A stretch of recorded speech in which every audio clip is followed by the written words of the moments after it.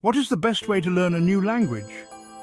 A small study of foreign language learning in adults compared two methods. One is known as the explicit or classroom method.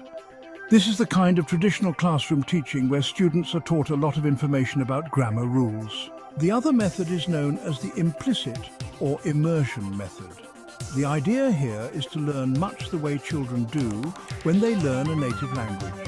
That is, by being with native speakers and absorbing the language that surrounds them, generally without a lot of explanation. Teachers may combine these two methods into what Professor Michael Ullman calls immersion-style classroom teaching. But is that necessarily a better way to learn a language? Mr. Ullman was the senior investigator for the new study. He is a professor of neuroscience at Georgetown University Medical Center in Washington. I was surprised to find that combining the two methods might not help the brain in processing the new language. The 21 adults in the experiment learned Brocanto 2, a 13-word language created for the study. The words and grammar rules relate to a computer game similar to chess that the learners played.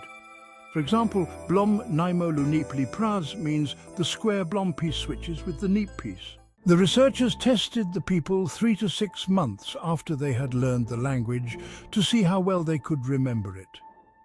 The study found that those who had learned it with the immersion method had brain waves similar to those of native speakers of a language when speaking that language.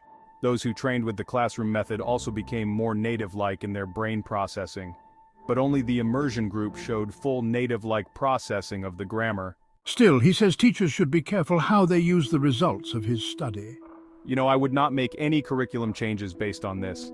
Nevertheless, it is suggestive, and I think it warrants further research to see whether in fact what kind of training might in fact be best not just for reaching the native brain bases, but also for, maximum proficiency in different aspects of language like grammar, syntax and lexicon.